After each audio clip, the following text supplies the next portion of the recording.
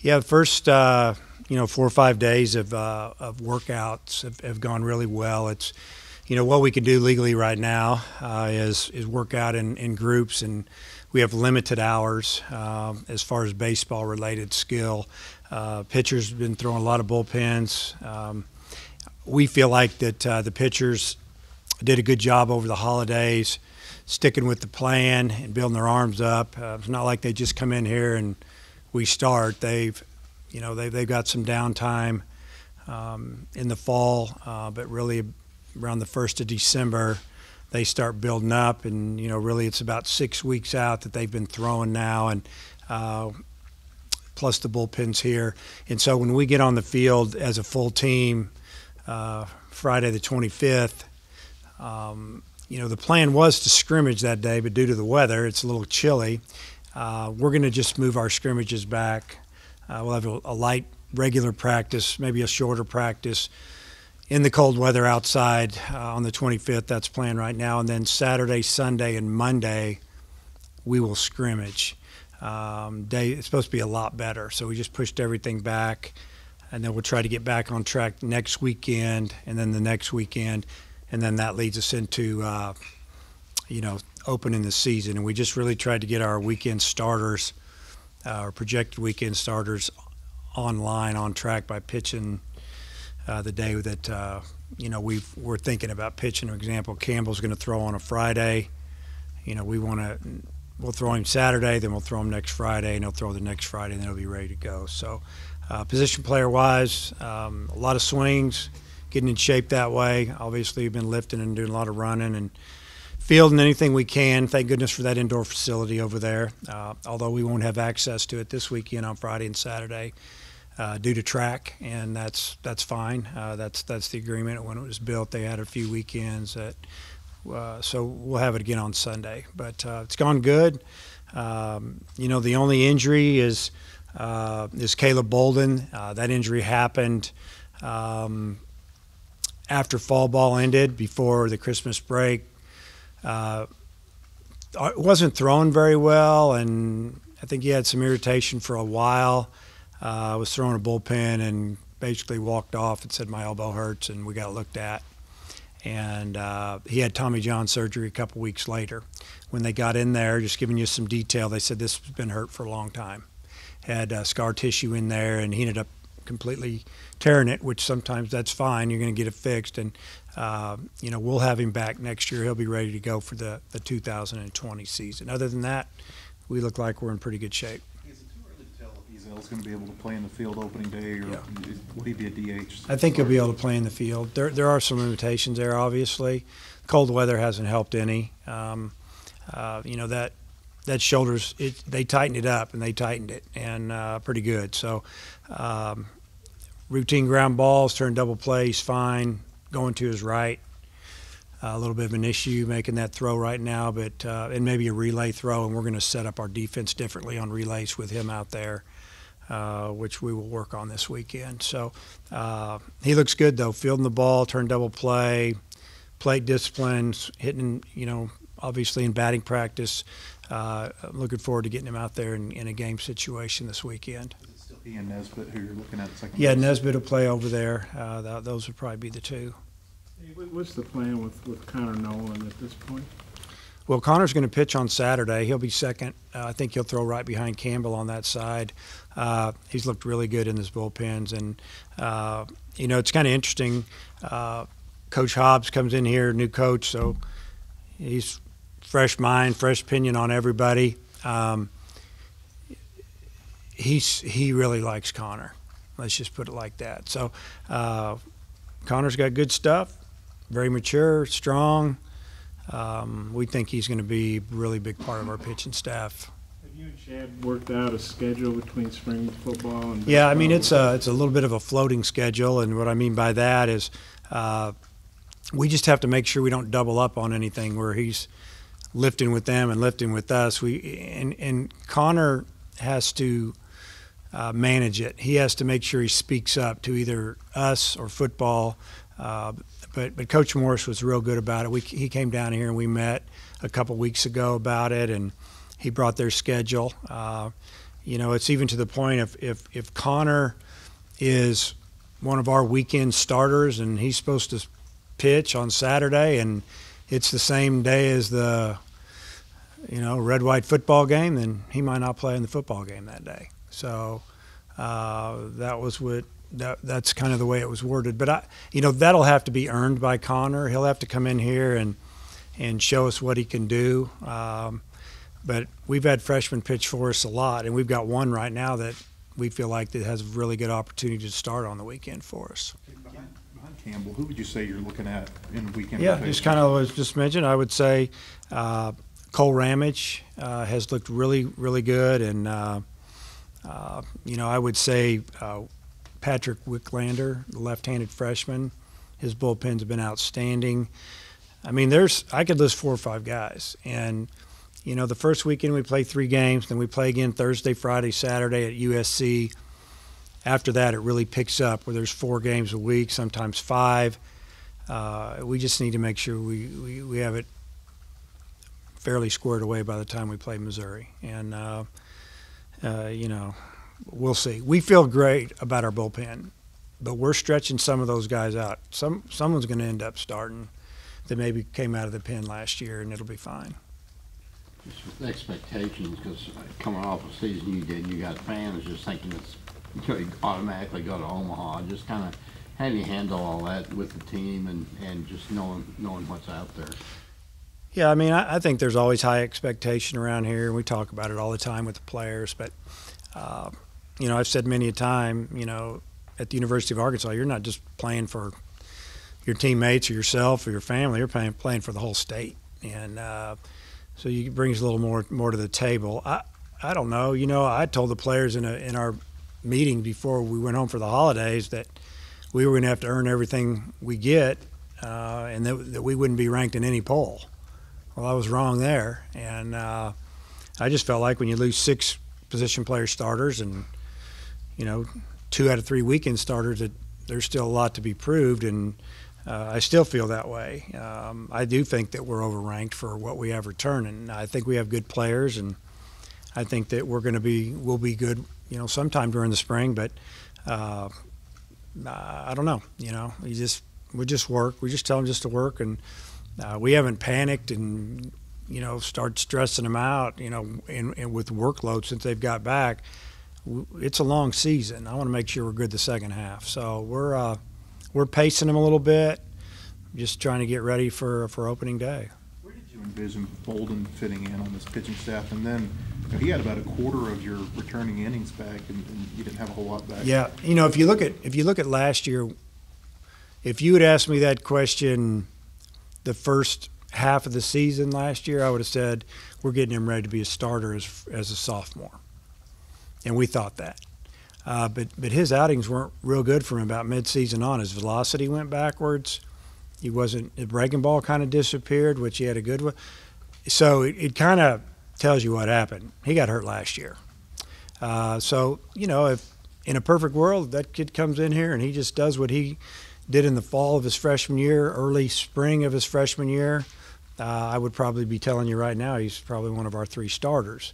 But we didn't see that from the second half on. We were trying to figure out what was going on there, and basically, we know now.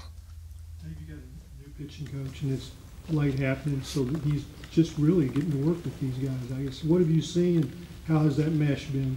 I think the mesh has been good because it's a lot of the same philosophy that Coach Johnson had with analytics and different things, and the way you evaluate pitchers and how to develop pitchers. A lot of the same philosophy, and that's one reason I wanted to get Coach Hobbs here. And the personalities are always different, but he comes across a little more serious, and the players are getting to know him, and it's been fun being around him. And I feel like that once they got to know him, they knew that he had their backs, their best interest, and he's all about getting them better, and he's been fun to be around. Yeah, I guess is Casey pretty entrenched at shortstop, or what are you doing on that side of the infield? Yeah, if we started tomorrow, Casey's going to be our shortstop, and I think Kinley will play some there if I need to give Casey a day off, or DH him, just rest him. We'll see how it goes, or if there's an injury. I feel like we have two really good shortstops for this level.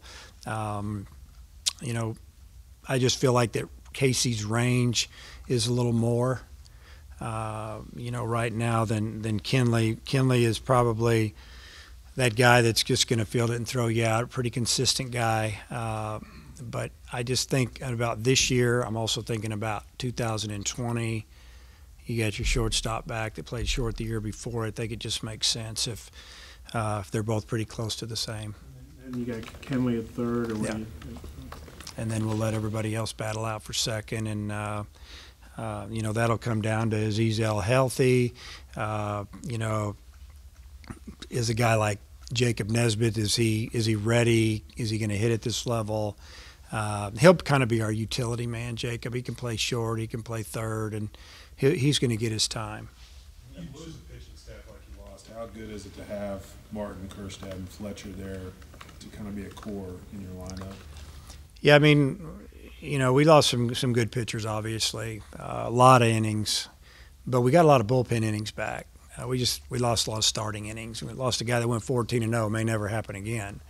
Left-hander's pretty good in Murphy, and both of them are older guys, smart guys, figured it out, and came out and put together just tremendous year. That's why we played so long in Omaha. We just pretty tough, and things didn't bother those guys. And so to have three of our top hitters back is big, because you can build around them a little bit.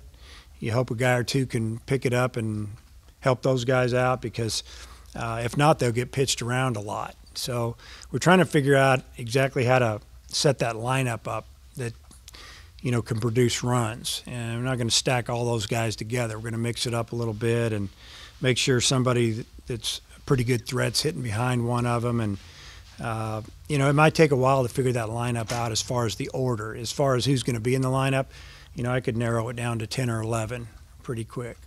Is Cops a guy you think could start, or see him Yep. come out of the bullpen? You know, again, you're talking a guy that's 15 months out from Tommy John surgery. He had some really good days in the fall once he let it go. He had some good bullpen sessions when you're kind of going, wow. You know, don't know exactly where he's at as far as building that pitch count up, if he's going to be ready for that. You know, the first weekend we play in February. But, you know, that could happen as the season goes on. There was talk of Cronin stretching out some, but are you settled, or has he settled his mind on Yeah. the pull? And who do you think goes in there with him? Yeah, he's a 1-2 inning guy for us when he's really good. Obviously, you've seen him when he just throws 1 inning. You probably don't get him if he's fresh and you throw 1 inning.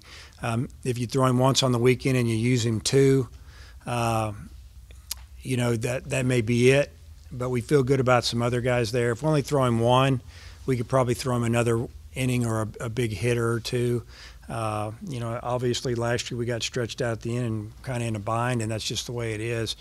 I mean, we know our personnel a little bit, and it's just a matter of, you know, every now and then you're going to have to use him twice on the weekend. It's just the way it is. But we're not going to try to start him. If somebody wants to try to start him, they can do that at the next level when they have time to experiment. So you said Nolan, good stuff. Specifically, more than one pitch? Oh, yeah, velocity? his velocity's, you know, his velocity's it's 90, 91 right now. It can be more. It's going to be more. It's just give him a little time. Really good breaking ball. I guess talking to Coach Hobbs, and you guys could probably talk to him about it as well, is that basically what he's asking him to do with his bullpen, he's doing it. You know, want the fastball in, he's throwing the fastball into the lefty, or where he's throwing the breaking ball down, he's throwing it down, and he's basically executing pitches, and that's what pitching's all about. Catcher, what are you looking for between Opitz and Plunkett? Well, those two guys are going to catch, you know, all the time, and you know, I want to keep them both fresh. Obviously, I think, you know, somebody might take that job after a while where it's there. You know, if you look at just the throwing part of it, you know, Plunkett's as good as anybody in the country. As far as receiving, catching, and blocking, Opitz is as good as anybody. He's got a quick release. He doesn't have the arm strength as the other guy, but so they both bring something. You know, Opitz is a guy that can handle the bat, hit and run. You know, we're going to use him when he's up. Plunkett's a guy. He's actually a very good sack bunter, but he can hit home runs. But he's not going to probably hit for a high average. It's hard to say. I just don't see that. I haven't seen that enough. I don't know if Opitz will hit for a super high average, but I think he can advance runners and get runners around and, drive them in and make contact. Zach's going to swing and miss a little bit. So we'll mix and match, and there may be games where, we pinch hit for them. If they're not hitting, we bring the other guy in or whatever. I think there'll be some cases where maybe a pitcher likes to throw to one guy more than the other guy. So maybe at the beginning of the season, that's what we do, just so the pitchers can get comfortable. But they're both going to play a lot. How's McFarland developed? I know he had mono in the fall. How's he looking? He's been looking really good. As a matter of fact, he's kind of changed his hitting approach where he's not so jumpy and what I call guessing too much and swinging at balls out of the zone. Looks great in batting practice. Obviously, when they start throwing the ball 95 miles an hour and then they're spinning it and throwing changeup, we'll see how that approach works. But I like what I've seen, really staying through the middle of the field instead of pulling the ball all the time. And, he's one of the strongest guys on the team. He can hit the ball at the park anywhere. We don't need him to pull the ball all the time. We need him to just take what he gets and hit. But defensively, he's gotten a lot better. He's listened. He's listened to me. He's listened to Coach Thompson, and I think he's been more coachable this year than ever. But he's been told that defense is huge, and he's put a lot of time in there. What do you see out of Vermillion and Kostychuk this year? Two guys that have done extremely well since they've got back. Vermillion didn't pitch all fall. We rested him. He had a tremendous summer. Was projected one of the top players in the league coming out of there, and he comes in here with a little soreness in his shoulder. We said, okay, we'll get this right. And he's throwing the ball 94, 95 miles an hour right now. He'll pitch this weekend. He really never threw out of the windup here, but he is now. Coach Hobbs has been working with him on his windup, which, that's good to see. He could be a closer, he could be a middle guy, spot guy, he could be a starter. I could say the same thing about Jacob Kostychuk. The issue with him over the past couple of years is he wasn't very consistent. He's find himself behind in the count 2-1 all the time, 3-1. That's not good at this level. He's been throwing a lot of strikes, and his velocity is getting up there. He's actually put on a little weight. It's been a battle for him. We make the kid eat. It's incredible. It's almost a running joke. But he actually went home over the holidays and came back 7 or 8 pounds heavier, thanks to his mom and her cooking. I don't know, but it worked. And we just want him to stay strong like that. We could start him. We can use him out of the bullpen. We'll just see how it goes. And I think you'll see him get a start here and there, and you'll see him at the other end too. Is Goodhart your DH? Goodhart, he will DH. He will play left field, and he will probably play some first base. If you just talk about guys batting practice, since they've got back, there's been nobody on the team that's hit the ball better than him. It's been fun to watch.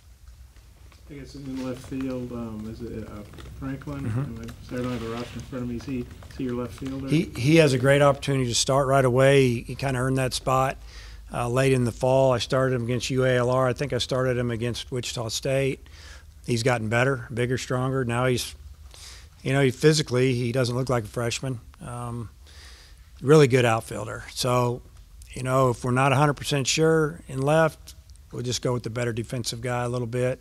But he will also, he's got a great opportunity to be our center fielder as a sophomore.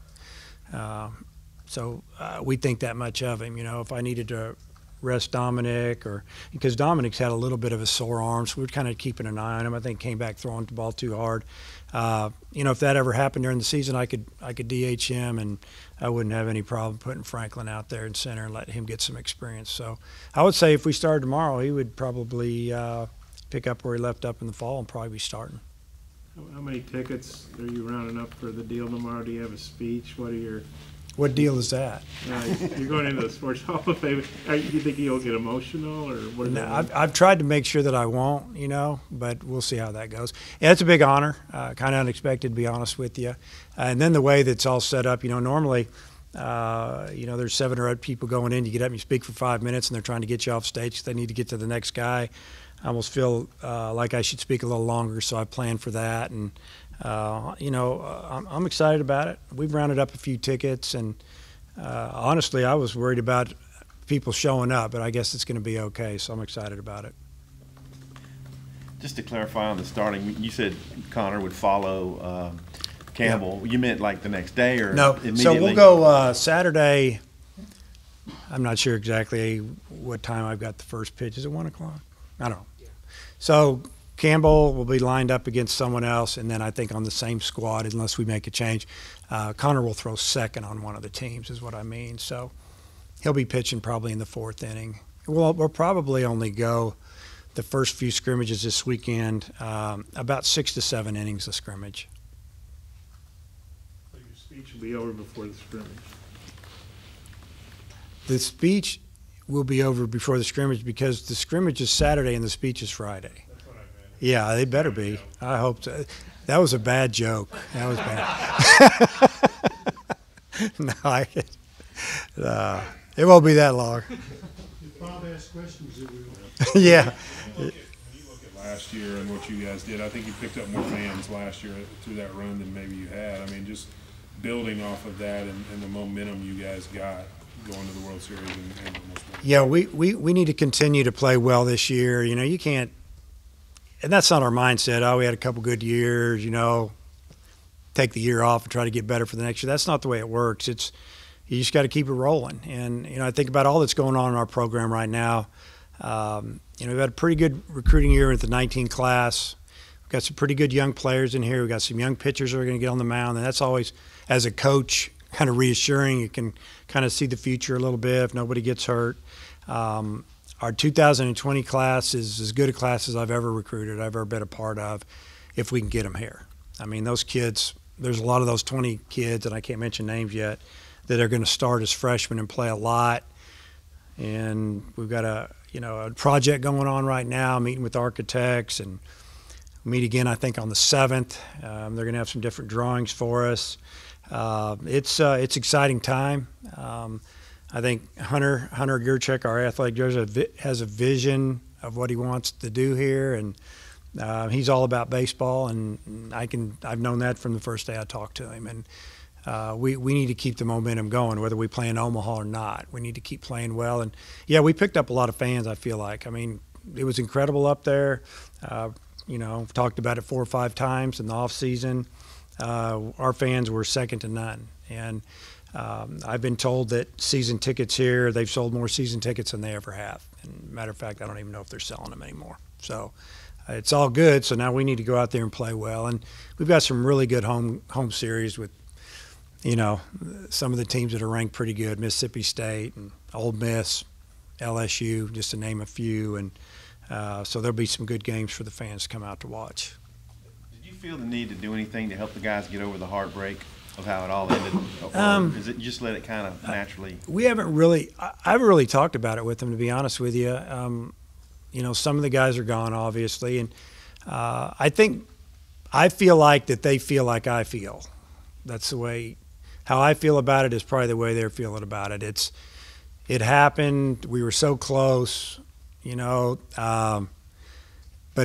got to move on. It's like anything else. Time will heal it to a certain point.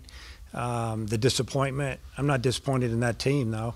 I mean, I think about that team and what they did. It's incredible. So I think it's really about, like anything else, it's how you look at it. And these guys are young. I see them in there. They're always smiling and bouncing around. And I think that it'll be something that they learn from and they'll talk about forever. But we can really heal it one day if we can win that thing.